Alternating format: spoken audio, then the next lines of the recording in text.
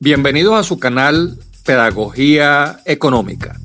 Les habla Víctor Álvarez.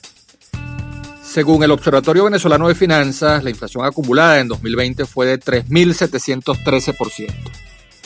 Los estudios de Ecoanalítica en las ciudades más grandes del país revelan que las operaciones de compra-venta están cada vez más dolarizadas. En Maracaibo superan el 80% y en el sector electrodomésticos más del 90% de las transacciones se hacen en dólares. El bolívar cada vez se usa menos para fijar los precios o como medio de pago. Es más fácil que alguien tenga en su cartera un billete de $1 que uno de 50.000 bolívares. La dolarización transaccional es un hecho. La cantidad de divisas que circula internamente es cada vez mayor y esto ejerce una incesante presión para la dolarización de los servicios financieros. Muchas economías en Latinoamérica que optaron por la dolarización lo hicieron porque el dólar ya era el medio de pago predominante. Cuando Ecuador dolarizó, el 54% de los depósitos del público en el sistema financiero era en dólares y el 66% de la cartera de crédito estaba en dólares. En Venezuela, la dolarización se ha ido imponiendo por la fuerza de los hechos y pareciera que lo único que queda pendiente es que se dolaricen los salarios y se tome la decisión oficial de sustituir el bolívar por el dólar. Hoy continuamos con la primera temporada de la serie de 10 conversaciones estelares con 10 de los mejores economistas de Venezuela y tenemos el honor de contar con el valioso aporte de Francisco Rodríguez sobre los pros y contras de la dolarización en Venezuela. Francisco es economista, graduado en la Universidad Católica Andrés Bello, con maestría y doctorado en la Universidad de Harvard. Fue jefe de asesoría económica y financiera de la Asamblea Nacional, jefe del equipo de investigación del Informe sobre Desarrollo Humano de Naciones Unidas, economista jefe del Banco de América, ha sido profesor en la Universidad de Maryland, en la Universidad de Tulane y en la Universidad de Notre Dame. Es articulista de importantes publicaciones como Financial Times, The New York Times y The Washington Post, entre otros.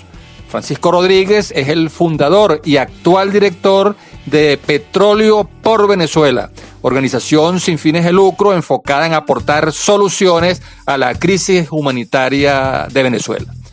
Todo un privilegio y un verdadero lujo poder conversar con Francisco Rodríguez para ofrecer una explicación clara, sencilla y comprensible de las causas que originan los principales problemas económicos que afectan a los hogares, empresas e instituciones venezolanas, así como propuestas sensatas y viables para superarlos. Bienvenido, Francisco, y para hacer rendir el tiempo, vamos con nuestra primera pregunta.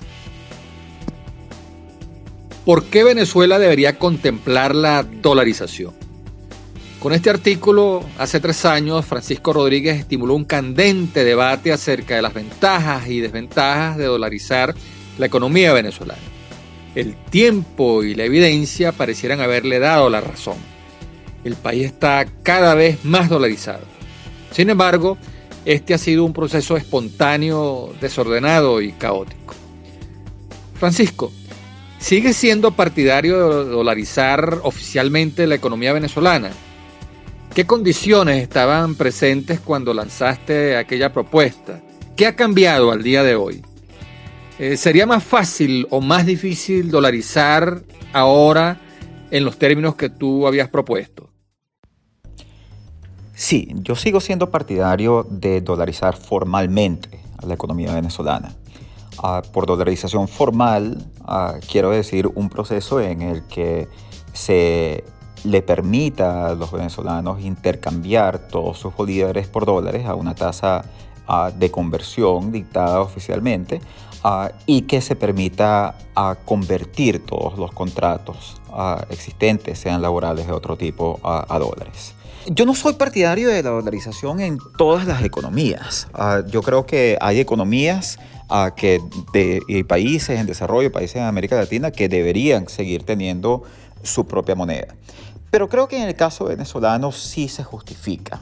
Y creo que tiene que ver con nuestras particulares debilidades institucionales y con un proceso de estabilización y de transición económica muy complejo que nos va a tocar abordar.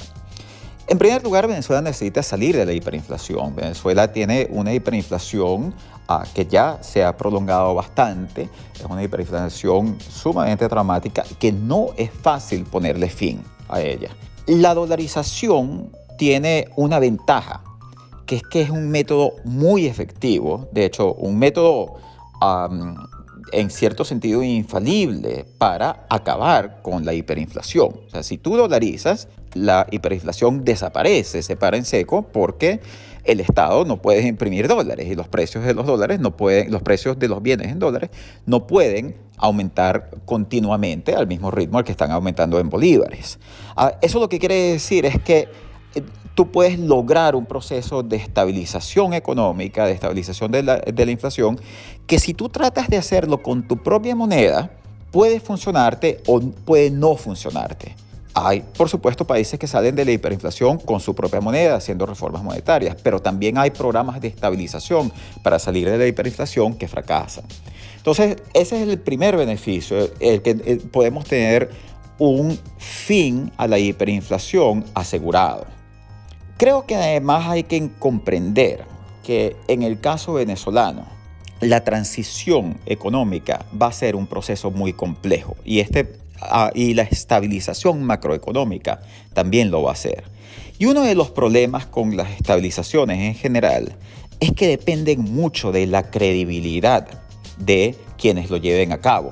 Y yo creo que el Estado venezolano, sea quien sea que esté en la presidencia, va a tener un problema de credibilidad muy fuerte. Cuando los agentes económicos no confían en la promesa que les está haciendo el Estado de mantener bajo ciertos límites la impresión de dinero, entonces se te genera una dinámica muy compleja, donde las expectativas inflacionarias siguen estando ahí. Los actores económicos piensan que el gobierno va a seguir imprimiendo dinero, por lo menos piensan que hay un riesgo de que el gobierno siga imprimiendo dinero. Por lo tanto, siguen aumentando los precios y por lo tanto, para convencerlos de que su política es creíble, las autoridades monetarias tienen que aplicar una política monetaria contractiva. Eso lo que quiere decir es que tienen que subir las tasas de interés reales y por lo tanto pueden terminar generando una recesión para demostrar su credibilidad. Ese problema es un problema que si a Venezuela le toca enfrentarlo en medio de un proceso de estabilización para salir de la hiperinflación, que está combinado además y que va a estar combinado con un proceso de transición política, por ejemplo, un gobierno de transición, sería extremadamente difícil, por no decir imposible, que un gobierno de esa característica pueda sobrevivir la crisis y las convulsiones políticas generadas por una política macroeconómica que profundice una recesión y que mantenga la recesión en medio del ajuste. Yo aquí citaría el ejemplo de Argentina, que si bien no fue un ejemplo de hiperinflación, es un ejemplo muy interesante sobre los problemas de credibilidad, porque hay un momento en que hay una corrida sobre la moneda y en ese momento el gobierno de Mauricio Macri y el Banco Central argentino aplican una política monetaria restrictiva para tratar de contener la fuga de capitales. Eso te genera la recesión que lleva a que Macri pierda las elecciones.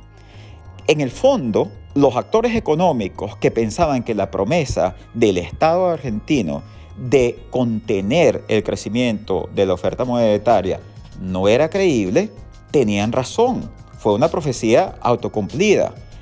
Y el problema no es que esa no fuese la intención de Macri ni de quienes estaban en el Banco Central bajo Macri, sino que el mismo sistema político no permitía la sostenibilidad de un gobierno que decidiese aplicar una política económica contractiva. Yo creo que eso es lo mismo que va a pasar en Venezuela. Si nosotros vamos sin una dolarización, vamos a un proceso de estabilización macroeconómica en el contexto de un gobierno de transición, dado que la credibilidad de ese gobierno y de ese Estado y las dudas sobre la sostenibilidad política de ese gobierno y de esos arreglos políticos van a ser sumamente altas, ese gobierno va a tener que aplicar unas políticas contractivas si está tratando de defender su propia moneda, que van a minar su propia estabilidad política. Entonces, en ese sentido, yo no creo que tratar de hacer una transición política y una estabilización macroeconómica para salir de la hiperinflación en Venezuela con tu propia moneda es factible, o por lo menos pienso que hay riesgos sumamente altos de que eso no sea sostenible y viable desde el punto de vista político y que termine dando al traste con todo el proceso de transición.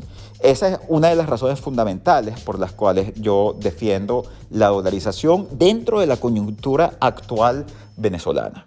Lamentablemente se nos agotó el tiempo. Hasta aquí nuestra conversación con Francisco Rodríguez, economista de la Universidad Católica Andrés Bello, con maestría y doctorado en la Universidad de Harvard, fundador y actual director de Petróleos por Venezuela, a quien agradecemos muchísimo su contribución para ayudarnos a explicar y comprender las causas, consecuencias y otras implicaciones de la dolarización en Venezuela. Nos vemos en la próxima entrevista. Hasta entonces.